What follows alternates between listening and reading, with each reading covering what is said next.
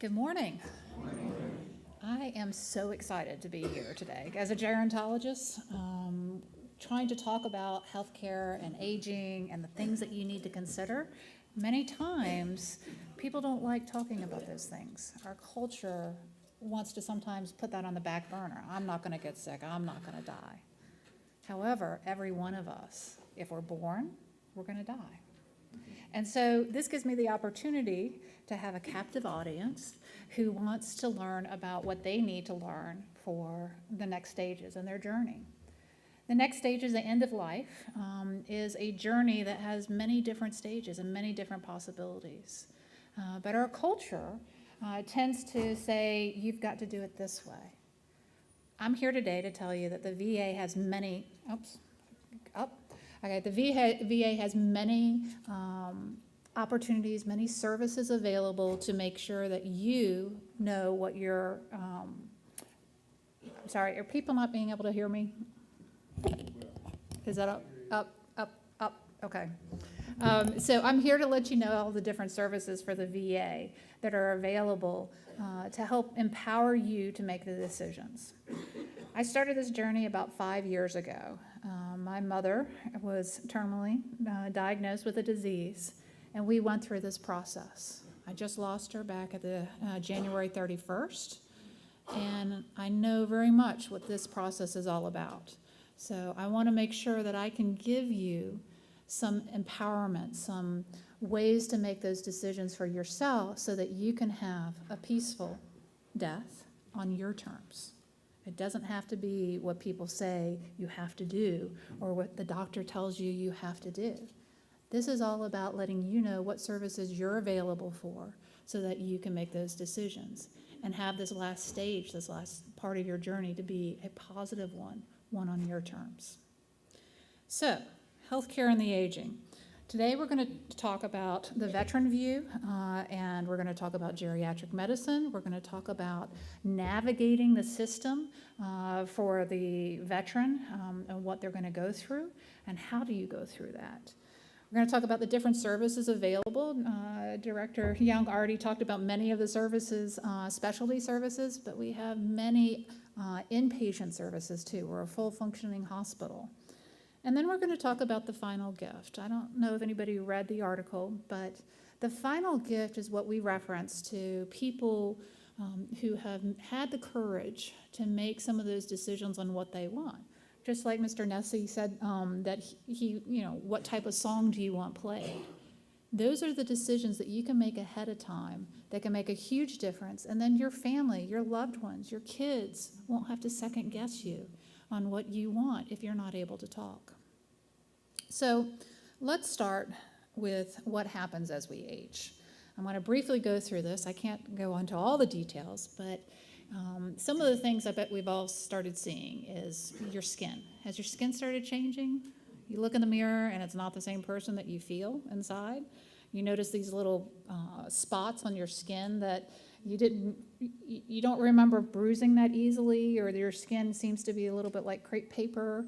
Those are some of the skin changes as you get older because your skin is actually getting thinner.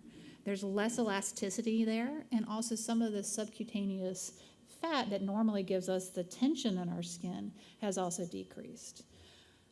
Your kidney function decreases with time as well. So why is that important? The medications that you take and that you've taken your entire life change as your kidney changes. So some people would take Benadryl as they get older at night to help sleep. Well, Benadryl, because your kidney's not functioning as strongly, can actually cause falls, can cause confusion as you get older because your body's not metabolizing that the same way. Your sleep changes. How much time you spend in REM sleep, that really deep quality sleep, gets shorter and shorter and shorter as you get older. You have more episodes of it, but you're not getting that full, thorough sleep feeling. You also have probably developed maybe some apnea. Your husband or wife says, you stop breathing sometimes in the middle of the night and you scared me, okay? So we have apnea. The big changes are senses. So some of our senses for taste change. Your appetite changes. And that's because some of your taste buds actually fatigue with time. So in the end, as you get older, you start liking some sweet foods and also spicy foods. So all of a sudden people are starting to put Tabasco sauce on things because that's the taste that they can taste, okay? So, I imagine as people are laughing, there's many times there people are feeling some of these changes as well. So geriatric medicine is a specialty, just like pediatrics is a specialty for the younger generation, geriatrics is for the older generation. And so we have geriatric syndromes, so it can be incontinence. Incontinence is related to your balance. Because the same muscles are there. So if you're starting to lose balance, incontinence can also be related to that too. So getting physical therapy for that is important. Falls, your falls could be related to your medications, or it could be related to not being able to feel or sense the bottom of your feet because of the peripheral neuropathy. Memory, dementia versus delirium. All those types of things, that's what geriatric medicine focuses on.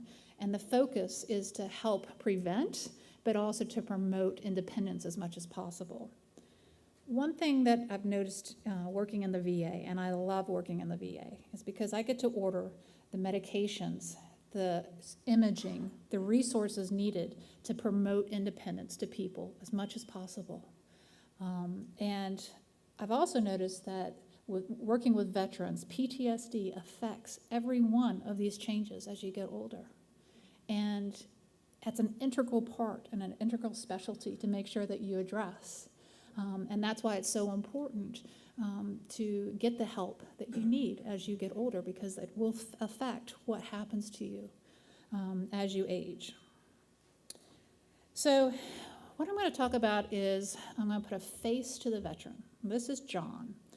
And he doesn't know what he needs, okay? He's coming to the VA, he's new to the VA, he doesn't know what services are available, he doesn't know who's gonna take care of him. So he is about 74 years old. He has been married to his second wife of 22 years. He has high blood pressure, some coronary artery disease, high cholesterol. He also has some trouble hearing. Now, his wife, who's coming with him to the VA, isn't quite sure if he's having selective hearing for his honey-do list or whether or not it's actual hearing problems, but, there's some hearing problems, and he's got diabetes. So he comes to our VA and enrolls in primary care. And primary care is a team of people, your doctor, your nurses, and your psychologist. And on his first visit, he gets a whole panel of blood work done. And it's noticed that his diabetes isn't as well controlled as what he thought. So they sign him up for some diabetes classes, some nutrition classes. We even have occupational therapists on site that teach you how to cook if you're interested. He is sent to the audiologist, and lo and behold, his hearing is related to his time in Vietnam in combat. And so his hearing aids, those very expensive hearing aids out in the community, are all covered by the VA, and all the upkeep for all of the hearing aids are covered by the VA. So because of his sleeping difficulties, he's sent to the sleep clinic. We have a sleep clinic on site where you stay the night and they watch you with your sleeping, and they determine whether or not you have obstructive sleep apnea. So he's doing great after a few years, and he's gotten all these services that he needed. But with time, John's memory starts to decline a little bit, and his wife is now a little more sure that maybe that hearing is actually maybe related to some of his memory, short-term memory. So he's referred for a geriatric evaluation. A geriatric evaluation is one of our specialty services, and I'm not going to go into more of the ones that Director Young has talked about, but we're going to talk about what is a geriatric evaluation. He's worried, do I have dementia? And do I need all these medicines? Or what medicines am I taking that are contributing to this? So I'm going to play a brief video for you, and there's two different types of geriatric evaluations that we're going to talk about right after the video. The first one is geriatric primary care.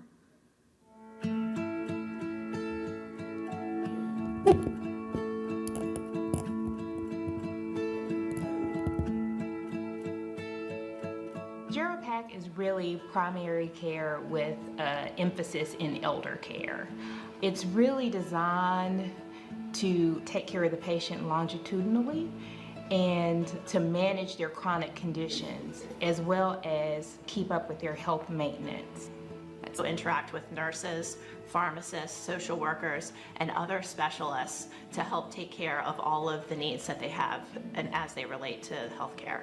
I think the thing that makes GeriPact a little bit different from primary care is that with elders, you have to be more interdisciplinary as far as what team members you involve. GeriPact program, the patients who I see taking advantage of it are patients who have been identified by their primary care physicians as needing special attention, whether that be for dementia-related care, for home support, if a patient is on a number of medicines that don't seem to be working well together. And so those are the patients that we see enrolled in GeriPact. We do a lot of care coordination with community services. Probably the most prevalent service that we deal with is home health and home hospice care. We have very strong community partners with several community agencies. You know, it's a whole team approach to helping the patient. So GeriPact is primary care with a team focus. Geriatric Evaluation and Management, we shortened it to GEM. The GEM clinic is actually a consultative service in which you get that full evaluation, and still you have your primary care physician as well working with that team.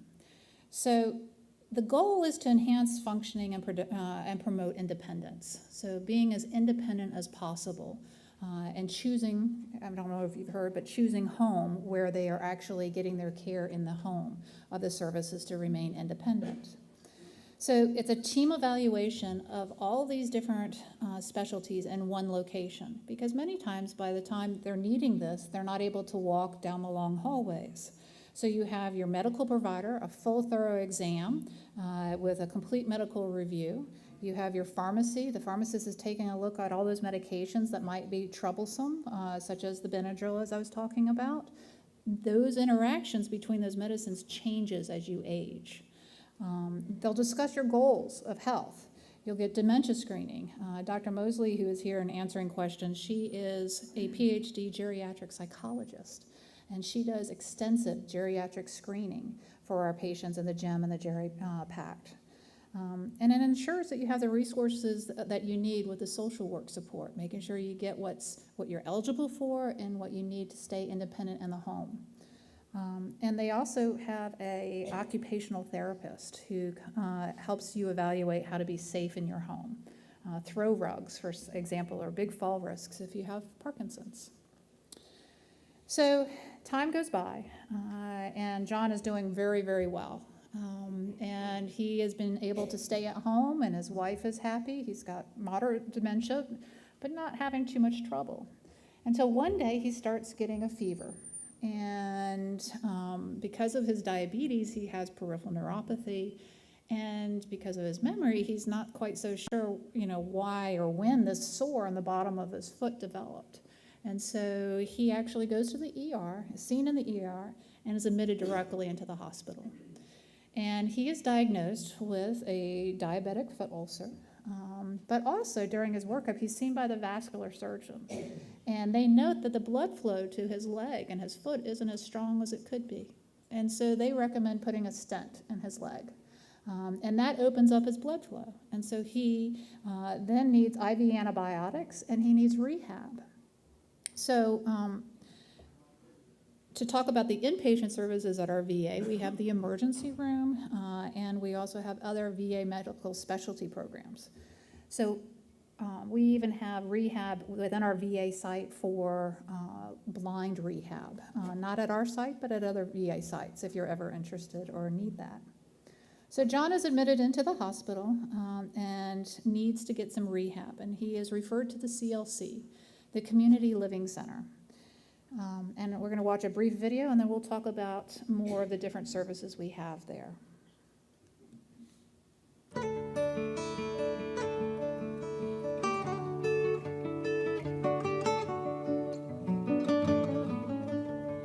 Community Living Center is a traditional nursing home within the VA healthcare system where we have taken the concept of creating a home environment for our residents, for our veterans who live with us. We create an environment where it's not as institutional as your traditional nursing home. Typically, the veteran who's a good fit for the Community Living Center is someone who needs assistance with their ADLs or their activities of daily living. We also have a program for our short-stay residents, which primarily focuses on residents who require rehab after usually an acute hospitalization. They've had a major surgery, they need some further physical therapy, and that program is open to all veterans. I think what makes Community Living Center unique is the wide range of services that we provide here. We provide a medical attending physician on staff. We have nurse practitioners on staff, quite a few social workers, psychologists, clinical nurse specialists, all on staff, which I don't think you'll find at many community nursing homes. All of our residents that come in, we establish with them what is their goal of care. And their goals of care includes end-of-life care or advanced care planning. We have open discussions about end-of-life care and support our veterans regardless of what their decision is regarding end-of-life, but we actively engage the veterans in those conversations. So John is admitted to the Community Living Center, and first he signed up for short-term rehab. Every day that you're sick and lying in the bed sick, you lose about 2 to 3 days of strength. And so it does take time. It takes more time to get that strength back. So that's why inpatient short-term rehab is so essential. After he finishes with rehab, he still has a couple more weeks of IV antibiotics. So he's getting his IV antibiotics and walking around and seeing what else is at the CLC. At our CLC, we also have long-term care. We're veterans who are eligible for long-term care, usually 70% service-connected or above, and needing help with their daily activities of living, which the woman in the video was talking about. That means you need help with your medications, you need help with dressing, you need help with going to the restroom. Those types of assistant needs from a skilled nursing staff is what qualifies you for long-term care. We also have a hospice ward.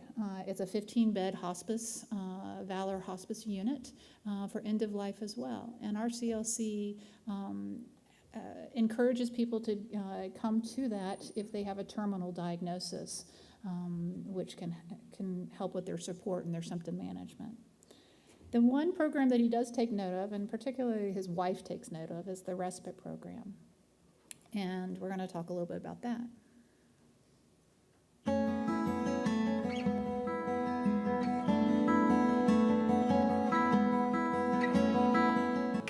Respite care is a temporary period of care whereby the caregiver can receive relief from the day-to-day stress and strain of caring for a loved one. It could include 24-hour-a-day care within a approved contract nursing home. The caregiver is very important in helping to maintain a veteran in their home community. So we are always concerned with the caregiver, but that veteran is why we function at the Department of Veterans Affairs.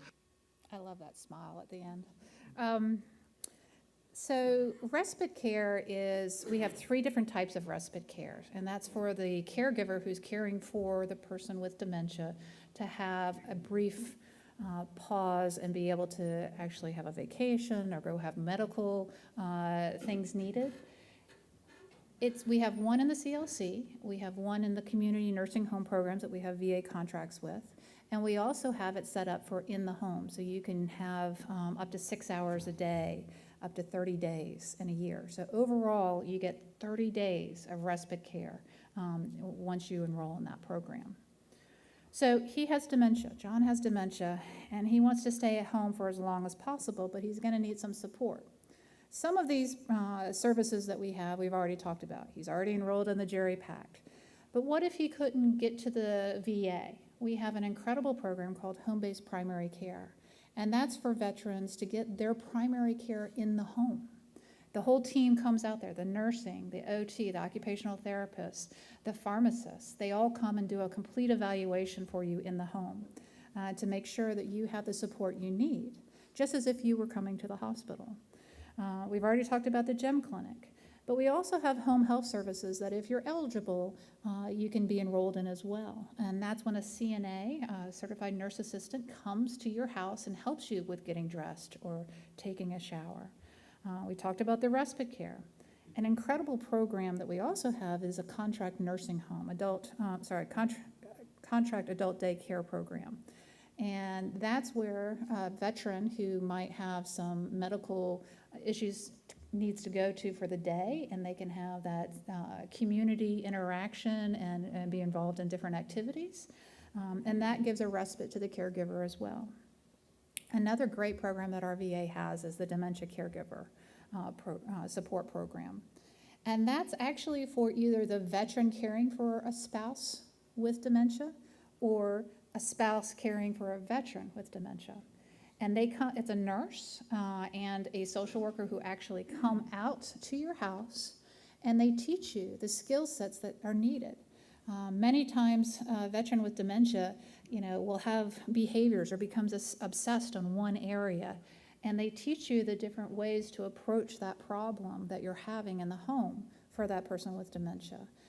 They set up safety things for you as well, like door alarms or locks for the stove so they don't start cooking automatically. And all that's through our VA.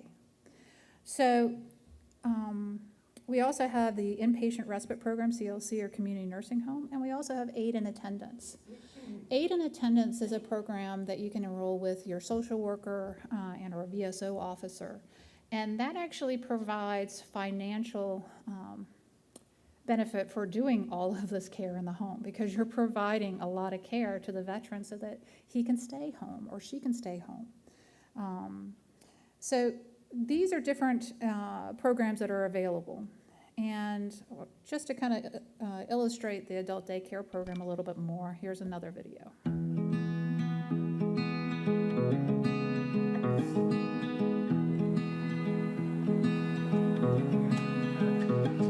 Adult day healthcare is a place where our veterans come from about 9 to 3 2 days. Then we have a hot lunch brought in every day, and that might be the only hot meal that they have. If there's someone who lives alone, we do outings, we do cognitive activities to help stimulate their thinking. We dance, we sing. We are able to essentially give the caregiver a mini respite on a regular scheduled basis. The burden of taking care of veterans who have difficulty or challenges can be a real strain on the caregiver. Sometimes they don't have people to talk to at home. Some of these guys live alone. Some of them do have family members. Some of them live in assisted living. So to have this environment where people know them and know them well, and we also know their history and their service. Any veteran who is enrolled in our VA system and has primary care at the VA can come to the adult day program. Veterans that attend adult day care are folks with physical disabilities. We have stroke patients, patients who've had traumatic brain injuries. We have veterans with Alzheimer's disease, other cognitive deficits, from mild to severe. So these are patients that we keep safe in our environment, and a caregiver can rest easy knowing that we're taking care of them. So our VA actually has this contracted out in the community. So there might be a contract adult day near your home. The VA, once you're eligible and you're enrolled in this program, will actually pay for the transportation there. And if you're having difficulties as a caregiver trying to get your wife or your husband to take a shower because of their dementia, we can also enroll them so that they get their shower when they go to the adult day program. So that helps relieve you as well. So I'm not going to go into detail on all these different community partnerships. We have many. The ones that are paid by the VA are the first 4. The second 4 are private pay or veteran paid. The State Veterans Home, you have a per diem that's provided by the federal government if you need long-term care for that or short-term rehab. So coming back to John, he's done very well now. He, from 74 to 89, he has done excellent, being able to live at home. The VA has provided services so that he and his wife can be as independent as possible in their home. But he ends up needing, he's got a heart valve that needs to be replaced. And he's thinking to himself, 89, do I really need that surgery? What if I don't have that surgery? So we're one of 2 VAs that have this next program, which is called the POSH, Perioperative Optimization of Senior Health. And this does a complete evaluation with 3 different medical providers, your anesthesiologist, your geriatric medical provider, and also the surgical provider. And then you have that whole team, just like you had for the GEM clinic and the GeriPac clinic. They come in and they evaluate your memory with the PhD psychologist. They evaluate all your medications to see if it would be okay to take and have surgery, and what are the likelihood that you would have delirium, the short-term confusion afterwards. So he decides that, thinking about this with he and his wife, they have a discussion and they decide, I don't really need this surgery. Yeah, I get symptomatic maybe every couple of weeks, but I think I'm handling it pretty well. And so he says, after this full evaluation, which is about 3 to 4 hours long, he says, I think I'm going to hold off on that. And so we refer him to the palliative care clinic. Palliative care helps people with very serious illness, and they focus on the relief of their symptoms and their goals of care. So it helps enable the veteran to have the steps of their care on their terms. And they help them with their advanced directives. They help them with making decisions. Do they want to be hospitalized again? They make decisions on when are they going to be moving to hospice. And they communicate that with the entire team of their treatment with the VA. So many people ask, what's the difference between palliative care and hospice? Palliative care, you do not need a terminal diagnosis. And it's usually, studies have actually shown that if you get enrolled in palliative care, people actually live longer. My mother, she was enrolled in palliative care, and I gave her an extra 2 years of life. Hospice is a diagnosis with expected life expectancy less than 6 months. So what is hospice care? One more video. Hey, Mr. Robinson, how are you today? A little bit rough. Yeah? What's going on? Hospice is a part of palliative care. Hospice is a benefit that we offer to veterans who are at the very last phase of their life, typically 6 months or less, and it is focused very much on their end-of-life care. Well, we really focus on pain and symptoms, and we're looking at, when we talk about pain and symptoms, we're looking at physical pain, emotional pain, and spiritual pain. We approach palliative and hospice care very much from a team perspective. So there are physicians, nurses, social workers, chaplains, psychologists, occupational, physical, and recreational therapists. So we really take a multidisciplinary approach to caring for our veterans and families. For those veterans who prefer to receive their care at home, the VA works very closely with community and home hospice agencies to provide that care in the home setting, wherever their home may be. The We Honor Veterans campaign is designed to help community hospices honor veterans who are in the final phase of life and acknowledge their service and their contribution during their time of service. So there are things like a military history checklist. There are toolkits to allow hospices to understand what needs their veterans might have at the end of life. Basically, more awareness about veteran issues for our community hospice partners. Then we also have our inpatient hospice and palliative care unit, where we deliver our care to our veterans who are sick enough or are challenged enough with their illness that they need to be in the inpatient setting. How are you doing today? Well, I'm doing pretty good. I'm on my second week of a transfusion. All the love that I've ever needed in my life is here. I have a leukemia. I could get to a point where I really don't care. And the people here provide me with the love to never have to go in that direction. Keeps me alive, that love. I think the most important thing is to know that we want to honor their wishes, listening non-judgmentally, and to provide the support and care to help them at end of life. So at our VA, we have an inpatient hospice unit, 15 beds. And unlike the community, usually when you do inpatient hospice, it's usually you have a diagnosis and life expectancy of 10 days or less. We have several veterans who, once admitted, we get their symptoms under control with the whole team approach. They actually start thriving. We've had some veterans actually get discharged from hospice. We call it graduate because they actually got their symptoms under control. And they get to go back home. Some of our veterans actually have lived in our hospice unit for several weeks, months before they get discharged home.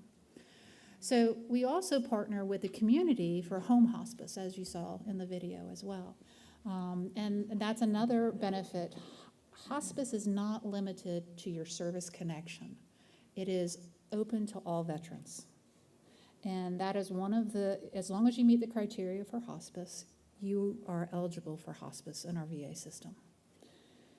So John has come towards the near end of his life, and he's concerned that if he can't speak what he wants, does he have everything set up for being able to articulate what his needs are? He doesn't want to be resuscitated. He wants to allow a natural death when the time should come. He doesn't want to be put in the ICU. He doesn't want to put his family through that indecision. And that's why we call it the final gift. Because as a veteran, you can give that gift to your family members so that they don't have to second guess what you may or may not have wanted. And most people err on the side of being aggressive rather than saying, no, I don't want to have that tube down my throat. Either which way you decide, any decision that you make, the VA will help meet you where you are in making those decisions. So the VA has the life-sustaining treatment form, and that travels with you. Once you fill that out, that travels with you wherever you go in the VA system. So you could be filling it out here in Asheville, you could go to Palo Alto, and they'd have it. In North Carolina, the state of North Carolina has the most form. It's basically the same form, but it's a doctor's order. And in North Carolina, we're one of the few states who actually has this. So many times we help people fill this form out so that when they're in the community and they carry it with them, their wishes will be honored. It's really important to have a healthcare power of attorney, and we can help fill that out for who you want to designate, who is going to honor your wishes. Today we're going to have a presentation by Robin, and she's going to talk about the importance of wills, what happens if you don't have a will in place. And we're also going to talk, as Alan already talked about, the paper safe. That's putting all of your information in one place so that your loved one will have that information available when you're not able to talk about it. And we're going to talk about survival and burial benefits. Phil and Walt are going to be talking about that. So this meeting, as hard as it is to talk about death and dying and those end stages of life, actually can be very empowering. If you go ahead and start having these conversations and know that the VA is there to help you with having these conversations and help you for those end stages where you might need some of these services. But please let us know. You've got to reach out to us to let us know what you want. And that survey that Alan was talking about, That's actually about what types of services are you wanting in this community? How can the VA help develop programs to help you? So please fill that survey out. The veterans, the veterans, served us, and now it's time for us to serve you. So please think about filling out that final gift, that gift to your family. And I want to say a special thanks to the Vietnam Veterans of America North Carolina State Council, Buncombe County Veterans Council, and most importantly to you, the veterans. I have two more slides, just this little side story here. The picture that you see on your pamphlet, on the booklet on geriatric services and throughout this presentation is actually one of our veterans at our community living center. He has been living there longer than I've been working there, and almost 10 years now. And this whole art display was made by one of our nurses. She is an Air Force veteran, and she took pictures of all the hands of all the patients, the veterans that are long-term care, the ones that she cares for. And she titled it, "Freedom's Price is Paid." The veterans gave me the freedom to be a female physician, and I feel very privileged to be able to work with you all. So please allow us to take care of you and serve you, and I thank you for your service.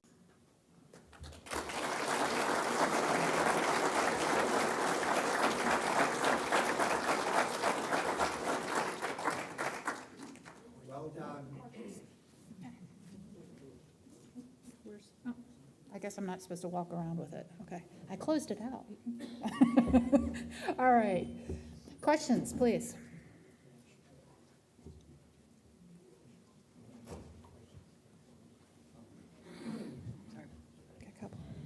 Yes, what is considered housebound? So housebound can be that they can't drive, or housebound can also be that maybe they can drive, but their anxiety or their other medical conditions make it too hard to be able to go out to a hospital or a large place, such as like PTSD. Sometimes people with PTSD, they can get really anxious going out, and so sometimes we meet them in the home. Yep. Is there an advantage to being so-called housebound? My husband has Alzheimer's and does not drive. Although, you know, he's able to go to the VA. I take him over there for his appointments. Oh, yeah. I mean, that's definitely, so somebody with Alzheimer's, okay, changing environments is very difficult. And so that would be a case where it would be more beneficial for the providers to come to him than having to have him come into the VA where it's a change in environment and where he can become agitated. So yeah, that would be a very clear indication for home-based primary care. And in order to get home-based primary care, you have your social worker place a consult for that service. It's pretty simple. Okay, thank you. Mm-hmm. Okay. First of all, you do a fantastic job. Thank you. Much better than traditional other providers out there in the community. I'm a private aging life care consultant, and I'm navigating a client through the VA head to toe with several chronic conditions. Dementia, diabetes, you know, big ones out there. Two things I notice in working with him a couple of years now with the VA. One of them are high tech. Okay, it's great, but it also causes a lot of depersonalization and difficulties, barriers. Generally, it takes several phone calls to coordinate care within the system, back and forth, scheduling, whatever. So whatever way that can be facilitated, and you can imagine if a family member has hearing loss or has a little trouble processing information, there's a lot of barriers in that. Even just scheduling, you know, and rescheduling and whatever. The other thing is that when I go in with providers, I go into all his appointments with him to advocate, and I will tell the nurse, the physician, he has dementia, and I say that quietly, I'm protecting his dignity, and he's pretty high-functioning dementia, and he also has hearing loss, and he's wearing a hearing aid. Invariably, they're turning toward their computers, they're not slowing down, they're not simplifying language and communicating, so practically everything that they're trying to communicate is going right over his head. And if I don't repeat it, show him visuals, whatever, it's just lost. So I don't know how we can, even when I'm there telling them this, it's just lost. And this is private providers in the community as well. But that's a huge thing in dealing with the loved ones especially, or those advocating for those with dementia especially. I completely agree. And that's why the Jerry Pact and the GEM Clinic is so essential, because all of those practitioners that are working in that clinic are specially trained, even our clerk.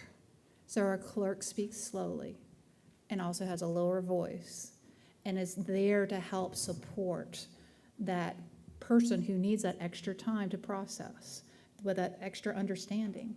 I remember with my mom, sometimes they would yell at her, and I finally said, listen, she's not deaf, okay? It's that dignity that we all need. Yes, I have a question. What if you choose for housebound? I'm sorry, I'm right here. I'm like, where are Should you? I stand up? Now, the question is, okay, like you're alone, you're staying in your own house, you decided to do that, and you're getting to the point where you can hardly function. Is there some sort of way for the people who work in that situation to come and visit that house to make sure that the person is still alive? Maybe they have a key to the house or something, and so they can check them out? Well, that's kind of a very broad kind of question of, I'm not quite sure the details, but we do have a telehealth program, and that's where actually the veteran calls in every day. And so if they're not calling in every day, there's a nurse assigned to him that can call in for a wellness check. And that wellness check is usually either the police or the EMS service coming out and checking on the veteran. Does that answer it? Yeah, that does. Okay, Thank okay. you very much. Yeah. Yes, sir. Hi, as a veteran, my wife is going through dementia. Uh-huh. What type of facilities could you offer for respite for me? So you're the veteran and your wife is she? Non-veteran. She's a non-veteran. So we can help you set up for her to be either in a community nursing home, but the VA wouldn't pay for that. But what the VA does pay for is for respite for you in the home, so that you could have a homemaker home health aide person come and give you like 6 hours of rest. That's what I'm looking for. Yeah, and the way you get that set up is you talk to your social worker about that in primary care. Okay. The other program that would be really essential is the dementia caregiver program. And they can also provide a lot of support and help with educational classes and like one-on-one classing. So they come out to the house and they look at your house and they can say, this is what can help you be successful taking care of your wife. Thank you for doing that. Well, I'm 74, Mm-hmm. and I'm still fairly spry. Mm-hmm. And I'm the veteran, and I like my cardiologist, and I like my PC, and through my pension plan and Medicare, I've got it pretty well covered. I see the VA as a wonderful opportunity for my wife when I need a nursing home to put me in a nursing home that will be at government expense. Mm-hmm. But am I looking at this correctly?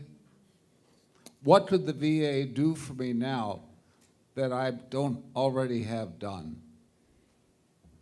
So there are many different programs, and I'm not sure what you need, but talking to your social worker in your primary care, you don't know what you need.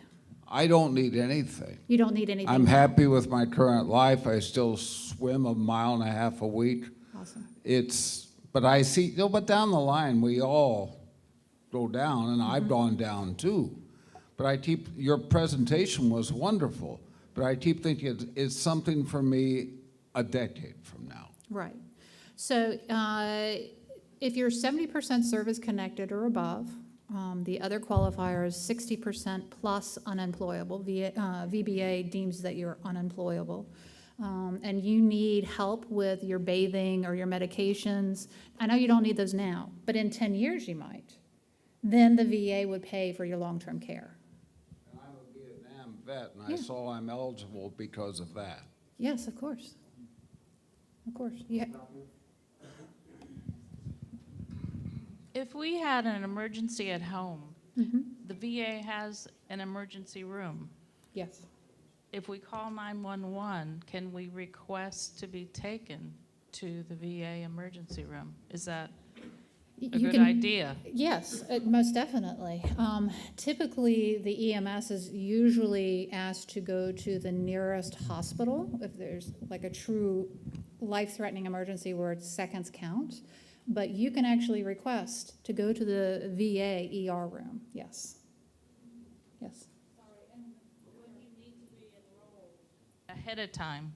I think they can, do they do enrollment? They can enroll you at the ER.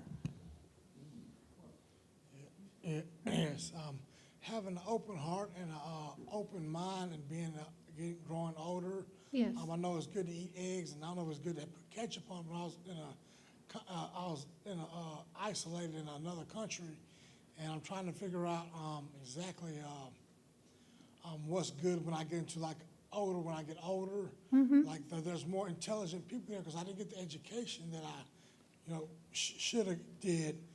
So when I get these, when I grow older, and if I do live to be older, and I get in rest homes or hospitals, how do I know that my activities are, my hands, my feet, and my head are doing the right thing to not just be angry, but to have a clear mind and not to get angry with the staff or troubles that I had before in the past?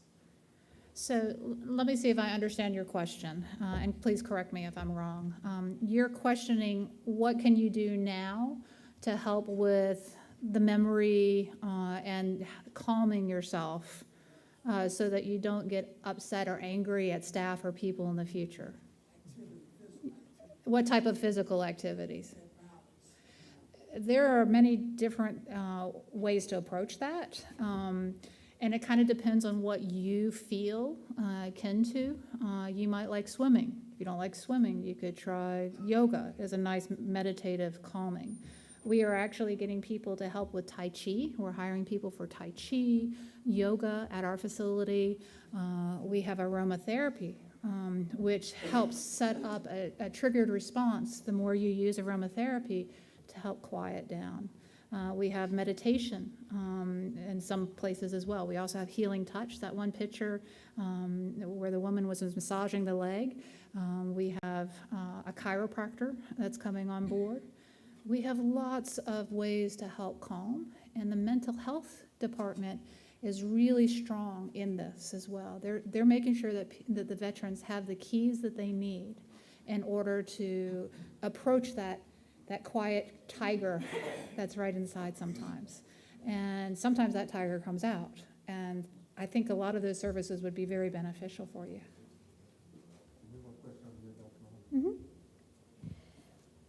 My husband gets his primary care at the VA, and I just was wondering, is there a age limit or, a requirement for the Geri Pack for what the geriatric? Yes, so right now, we've just actually, 4 of those clinics that I was talking about, we just opened up in October. The VA identified that this was going to be an essential need of our veterans. And so we're rolling out in a stepwise fashion the eligibility. Because if we were to open all the doors, I think there would be a flood.